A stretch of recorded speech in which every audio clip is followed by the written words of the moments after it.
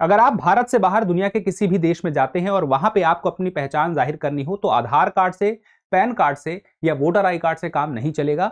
आपको दिखाना होगा पासपोर्ट, और उस पासपोर्ट से ही आपकी पहचान जाहिर होगी और पता चलेगा कि आप इंडियन हैं, और ये भरोसा वहां की सरकार को होगा। और किसी देश का पासपोर्ट कितना मजबूत है उससे यह तय होता है उस देश के लोगों पर, जिस देश में वो गए हैं उनका भरोसा उतना ही मजबूत रहेगा।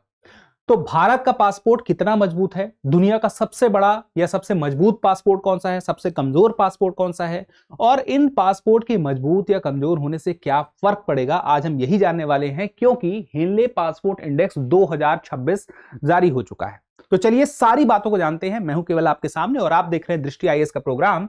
और आगे बढ़ने से पहले एक जरूरी जानकारी कि अगर आप यूपीएससी की तैयारी कर रहे हैं या तैयारी करने का मन बना रहे हैं और आप चाहते हैं कि आपकी यूपीएससी की कंप्लीट तैयारी हो जाए, तो आपके लिए है ये course GS studio foundation live online course है। और लाइव ऑनलाइन का मतलब हुआ आप कहीं से भी कभी भी क्लास कर सकते हैं, क्योंकि यह दृष्टि आईएएस के दृष्टि लर्निंग ऐप पे अवेलेबल है।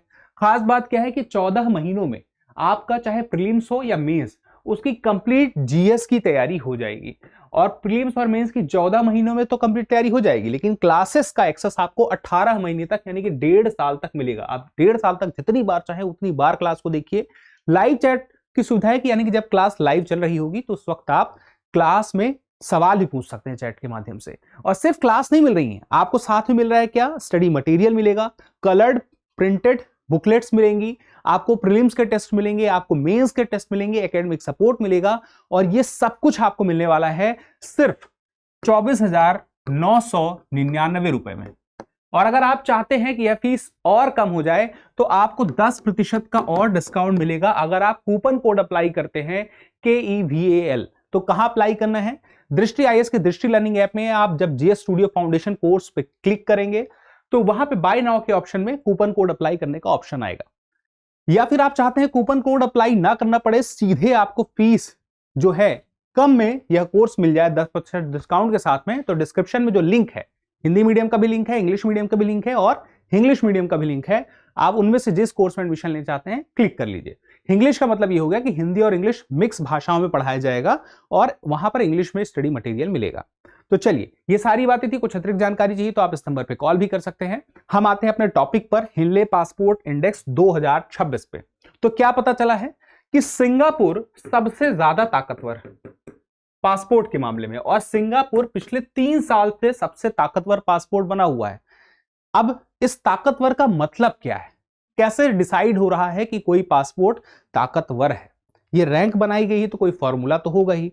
और दूसरी बात, ये हिनले पासपोर्ट इंडेक्स लाया कौन है, कैसे आ रहा है, सारी बातों को समझते हैं। देखिए, एक फर्म है जिसका नाम है Hinley and partner. Hinley and partner firm कोई यूएन की एजेंसी नहीं है, निजी एजेंसी है जो यह रिपोर्ट लेके आती है। इसके पास डेटा कैसे आता है, इसके पास डेटा आता है IATA, international air transport authority, IATA के माध्यम से ये सारे देशों के पासपोर्ट का डेटा लेती है। क्या डेटा लेती है, वो पता करती है कि किसी पासपोर्ट की क्षमता क्या है। कैसे, जैसे कोई पासपोर्ट है, इंडिया का पासपोर्ट है, किस किस देश में उस इंडिया के पासपोर्ट को जाने के लिए, या किसी, मेरे पास जैसे इंडिया का पासपोर्ट है, अब मैं जाना चाहता हूं अमेरिका, वेनेजुएला, चीन, जापान, फ्रांस, तो कौन से देश मुझे ये ऑफर कर रहे हैं कि यार अच्छा आपके पास इंडिया का पासपोर्ट है, आप एक काम करो, आप पहले आ जाओ, फिर यहां पे आप वीजा ले लेना। या कोई देश कह रहा है कि अच्छा आपके पास इंडिया का पासपोर्ट है, एक काम करो आप यहां आ जाओ, आपको तो वीजा की जरूरत ही नहीं है। तो जो इस प्रकार के देश हैं जो वीजा की डिमांड नहीं कर रहे हैं, कुल मिला के कोई अनुमति की डिमांड नहीं कर रहे हैं, वीजा दी जा रही है, यानी कि आप पहले से वीजा लेके किसी देश में जा रहे हैं, यानी कि अनुमति लेके जा रहे हैं। तो बिना अनुमति लेके आप जिस देश में पहुंच पा रहे हैं उसके देशों की संख्या कितनी है, उस आधार पर कैलकुलेशन होता है। तो वो कैसे कैसे पॉइंट्स मिलते हैं वो देख लीजिए। पॉइंट्स मिलेंगे इस रैंकिंग में जब या तो नो वीजा की बात हो, यानी कि कोई पासपोर्ट है जिसके लिए किसी देश में, जैसे सिंगापुर का पासपोर्ट है, इंडिया में आना है तो उन्हें वीजा की जरूरत नहीं, डायरेक्ट आ सकते हैं उदाहरण के लिए, ठीक है। या फिर वो पासपोर्ट में वीजा ऑन अराइवल की सुविधा हो, या फिर वीजा ऑन अराइवल हो, या विजिटर परमिट मिल रहा हो, यानी कि इस देश के या इस पासपोर्ट के लोगों को परमिट है कि वो आ सकते हैं, उनको एक खास परमिट मिल गया। या फिर एक होता है इलेक्ट्रॉनिक ट्रेवल अथॉरिटी, ईटीए बोलते हैं। तो ईटीए का मतलब ये होता है कि ये भी आपको बस एक इंफॉर्मेशन आपने दे दी है देश की सरकार को कि मैं आ रहा हूं और मैं इस देश का पासपोर्ट धारी हूं, वो इंफॉर्मेशन देने के साथ आप पहुंच गए, यानी कि आप अनुमति नहीं ले रहे, बस आपने एक इंफॉर्मेशन दे दी है। तो इन आधारों पर हर एक देश जब किसी दूसरे देश के पासपोर्ट का अनुमति दे रहा तो 1 पॉइंट मिलेगा, और जितने देश अपने देश में किसी पासपोर्ट को वेलकम कर रहे हैं किसी एक देश के, तो उस एक देश को सारे पॉइंट मिलते जाएंगे, 1+1+ होता जाएगा। जैसे इंडिया को जितने पॉइंट मिले हैं वो 55, तो 55 ऐसा मतलब हो गया कि देश है जहां पे ये सुविधा है कि इंडिया का पासपोर्ट या तो नो वीजा या वीजा ऑन अराइवल या विजिटर परमिट या फिर ईटीए के माध्यम से पहुंच सकता है, यानी कि वीजा की जरूरत नहीं पड़ेगी या ई वीजा की भी जरूरत नहीं पड़ेगी। तो अब बात आती है हाल की स्थिति क्या है। सिंगापुर सबसे ज्यादा, देखिए मैंने क्या कहा आपसे कि कुल तो नंबर होंगे ना, कितने पासपोर्ट के लिए इंडेक्स है, तो ये है 199 पासपोर्ट के लिए, यानी कि 199 पासपोर्ट का मतलब 199 देश और 227 डेस्टिनेशन, यानी कि कुछ डेस्टिनेशन ज्यादा इसलिए क्योंकि एक ही देश के कुछ अलग अलग क्षेत्र में जाना है तो उसके लिए हो गया है। तो 199 पासपोर्ट में हम देखें और 227 डेस्टिनेशन में हम देखें तो 192 डेस्टिनेशन ऐसी हैं जहां पे सिंगापुर जा सकता है, सर्वाधिक है। फिर उसके बाद जापान 188, और उसी के साथ दूसरे नंबर पे ही साउथ कोरिया भी 288 पे है। फिर तीसरे नंबर पे ज्यादा देश है, डेनमार्क है, लग्जमबर्ग है, स्पेन है, स्वीडन है और स्विट्जरलैंड है, इनका 186 है। फ्री वीजा फ्री स्कोर है ये, ठीक है। अब इसी तरह हम देखें सबसे कम, जो सबसे कमजोर पासपोर्ट है वो 101 नंबर पे है, अफगानिस्तान। देखिए 199 पासपोर्ट की यहाँ पे लिस्ट है, लेकिन 101 लास्ट क्यों है, क्योंकि हमने देखा एक ही रैंक के अंदर बहुत सारे देश आ जाते हैं क्योंकि उनकी रैंक सेम होती है। तो 101 में अफगानिस्तान है और इसका स्कोर है 24, ठीक है। यानी कि 24 देशों में ही इसके पास सुविधा है कि यह बिना वीजा लिए या बिना अनुमति के जा सकता है, लेकिन ये सबसे कम है। फिर उसके बाद सीरिया है 26, 29 है इराक में, यमन में है, पाकिस्तान में है 31, सोमालिया में है 33। ये वो देश है जिनका नाम देखते ही आप अंदाजा लगा सकते हैं, हाँ ऐसा हो सकता है, यहाँ पे ज्यादा देशों ने इनको अपने यहाँ आने की सुविधा या छूट नहीं दे रखी है, ठीक है। तो अब बात आती है भारत की स्थिति। भारत की जो रैंक है, भारत एक के बहुत दूर है, भारत की रैंक है 80 और वीजा फ्री डेस्टिनेशंस हैं इसके पास 55, 227 में सोचिए 55 है, भी बहुत कम है। अगर हम पिछले साल का हम देखें तो पिछले साल इसकी स्थिति 85 थी। अब आप में से कुछ लोग कहेंगे जिन्होंने मेरा ही पिछला वीडियो देखा होगा 6 महीने पहले का, वहां पे मैंने बताया होगा 77 बताया होगा, हो सकता है या 78 ऐसे कुछ बताया, कम बताया है। होता यह है कि ये जो हेनले पासपोर्ट इंडेक्स है ना, ये एक साल में एक से ज्यादा बार आता है। पिछले साल जनवरी में आया था, तब इसका 85 के आसपास था, फिर इसका रैंक इंप्रूव हुआ, फिर उसके बाद अक्टूबर आते आते इसकी रैंक फिर से 85 पहुंच गई और अब इसकी रैंक इंप्रूव हुई है और 85 से फिर अब कहां चली गई है, 80 चली गई है। तो 80 इसकी रैंक है। और जो देखिए इसमें कैसे निर्धारण होगा कि 25 वाला कौन सा फिर माना जाएगा, जो 25 में सबसे लास्ट वाला होता है, जो आखिरी अपडेट आता है वो, तो 25 में अक्टूबर का आखिरी अपडेट था, तो आखिरी अपडेट 85 का था, तो इंप्रूव हुई 80 हुई, 55 डेस्टिनेशन है। लेकिन एक बात है कि visa free access to Europe Schengen area में नहीं है, यानी कि यूरोप का एक शेंगन एरिया है। शेंगन एरिया का मतलब क्या होता है कि लग्जमबर्ग में एक गांव है, एक क्षेत्र है शेंगन। 1985 में उस जगह पे एक संधि होती है लग्जमबर्ग में, और यह तय होता है कि यूरोप के बहुत सारे देश मिलकर तय करते हैं कि हम आपस में एक दूसरे को एक्सेस इजीली दे देंगे, मतलब एक देश के लोग दूसरे देश इजीली जा रहे हैं, कोई उनको जरूरत ही नहीं है वीजा लेने की, है ना, वह इजीली जा सकते हैं। तो ये जो सिस्टम बनाया उन्होंने, तो एक बहुत बड़ा क्षेत्र बन गया, कुछ ही देश जुड़े थे उसमें, और वो 5 से 10 फिर बढ़ते गए। अब हम देखते हैं कि उस 1985 में फ्रांस, जर्मनी, बेल्जियम, नीदरलैंड और लग्जमबर्ग द्वारा जो शेंगन समझौता हुआ था उसमें 29 देश हैं। तो 29 में से 25 जो हैं ईयू यूरोपियन यूनियन के मेंबर हैं और 4 जो हैं गैर ईयू मेंबर हैं, आइसलैंड, नॉर्वे, स्विट्जरलैंड और लिंचेस्टीन। तो ये है नॉर्वे, ये है आइसलैंड, ये स्विट्जरलैंड और यहीं पे लिंचेस्टीन है। अब ये आपके 4 हो गए, और बाकी जो आप देख रहे हैं आपके जो पर ये बैगनी रंग में है, ये ईयू एंड शेंगन मेंबर्स के हैं, ठीक है। और जो शेंगेन मेंबर नहीं है, सिर्फ ईयू है, उनका कलर अलग है। अब बात आती है कि इन देशों में, यूरोप के ये सारे देश आपको दिखाई दे रहे हैं, इस क्षेत्र में इन लोगों को आपस में वीजा की जरूरत नहीं है, कोई कहीं भी जा सकता है। तो खास बात यह है कि ये 450 मिलियन का क्षेत्र है, लोगों का क्षेत्र है। उस क्षेत्र में अगर भारत के पासपोर्ट को एक्सेस मिल जाए तो इसका मतलब क्या होगा कि इन देशों में कहीं भी कोई भारतीय पासपोर्टधारी व्यक्ति इजीली जा सकता है। लेकिन फिलहाल की स्थिति में ऐसा नहीं है, यहां पे नहीं जाया जा सकता है। ये बात आप समझ रहे हैं, क्योंकि वो एक्सेस नहीं मिला हुआ। अगर एक भी देश एक्सेस दे देगा भारत को तो होगा ये कि किसी भी देश में जा सकते हैं। जैसे इन शेंगेन एरिया में से जैसे जर्मनी ने बोल दिया कि ठीक है हम आपको एक्सेस देते हैं, तो 90 दिनों तक कोई भी व्यक्ति भारतीय पासपोर्टधारी कहीं भी जा सकता है। लेकिन अभी वो फ्री एक्सेस नहीं है, अभी यहाँ के लिए वीजा चाहिए, समझ रहे हैं। और वीजा मिल गया तो फिर उसके बाद कहीं भी जाए, शॉर्ट टर्म के लिए जा सकता है, समझ गए।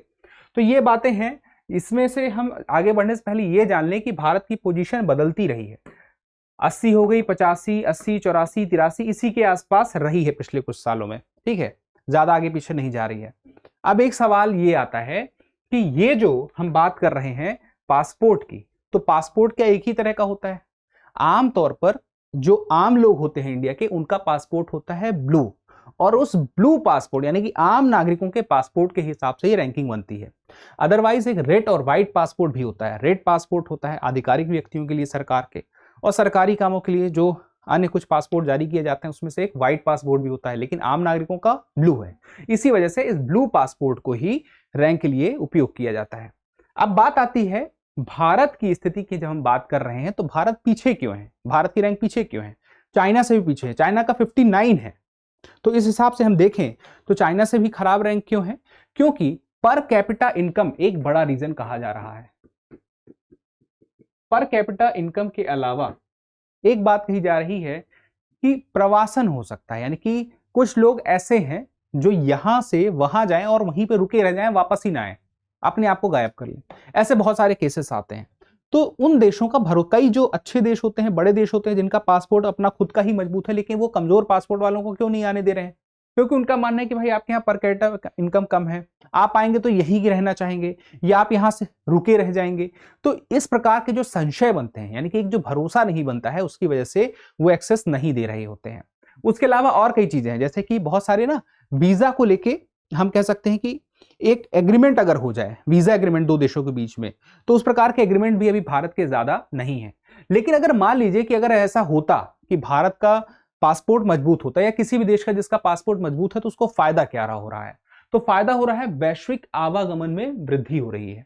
वैश्विक आवागमन में वृद्धि होगी तो आप खुद सोचिए, किसी का काम बहुत बड़ा है, किसी का व्यापार है, तो व्यापार के सिलसिले में कहीं निवेश करना कोई चाहता है, और या फिर व्यापार करने के लिए वो अंतर्राष्ट्रीय बाजार से कुछ सामान लेना देना चाहता है, खरीद करने के लिए या बिक्री करने के लिए, तो उसको आना जाना हो, तो आवागमन एक से ज्यादा देशों में अगर किसी को करना हो और वह इजिली अगर बिना वीजा के ना हो रहा हो, इजिली ना जा पा रहा हो, तो क्या वह इतना आसानी से व्यापार कर पाएगा?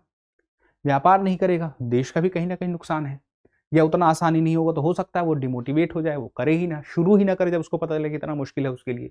लेकिन अगर यहीं पे अगर ये हो कि पासपोर्ट मजबूत है, उस जिस देश में उसको जाना है एक्सेस उसका इजी हो रहा है, तो हो सकता है वो आगे बढ़ के काम करे। फिर आर्थिक लाभ इससे देश को भी होगा, क्योंकि जब इस प्रकार का आवागमन होता है तो निवेश बढ़ने के चांसेस, विदेशी मुद्रा के आने के चांसेस बढ़ते हैं देश के भी। फिर सॉफ्ट पावर और राजनयिक विश्वसनीयता भी बढ़ती है किसी देश का।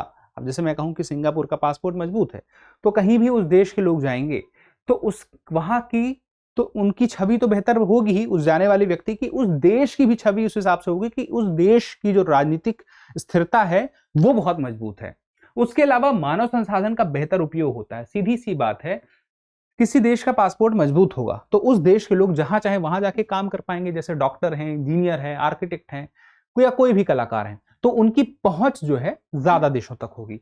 तो ये मानव संसाधन का एक बेहतर उपयोग होगा दुनिया में। और उसके बाद रणनीतिक और विदेश नीति लाभ भी इसका मिलता है। कई देश इसका लाभ, अपने मजबूत पासपोर्ट का लाभ विदेश नीति और रणनीति के तौर पर करते हैं।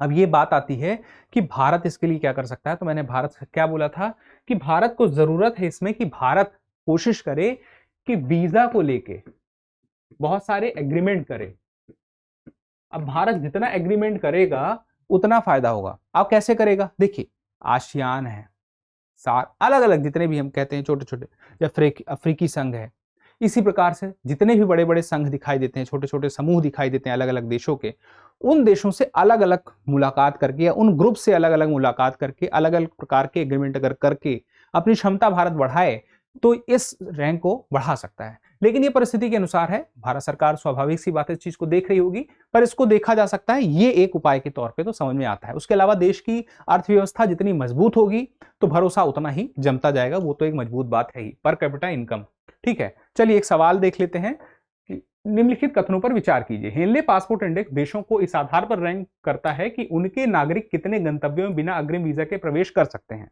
दूसरा, वीजा ऑन अराइवल और इलेक्ट्रॉनिक ट्रेवल अथॉरिटी को हेनले पासपोर्ट इंडेक्स में वीजा मुक्त पहुंच के रूप में गिना जाता है।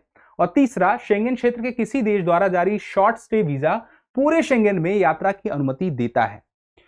तो उपरोक्त कथनों में से कौन सा ऐसे सही है? ए 1 2 3, बी 1 और 3, सी 1 और 2 और डी 2 और 3। तो इस सवाल का जवाब जरूर दीजिएगा, क्योंकि जब आप जवाब देते हैं तो हमें और बेहतर करने की बहुत ही महत्वपूर्ण प्रेरणा मिलती है। मिलते हैं अगले सेशन में। धन्यवाद। अब एग्जाम की तैयारी को और बेहतर करने के लिए हमारे चैनल को लाइक, शेयर और सब्सक्राइब करना ना भूलें।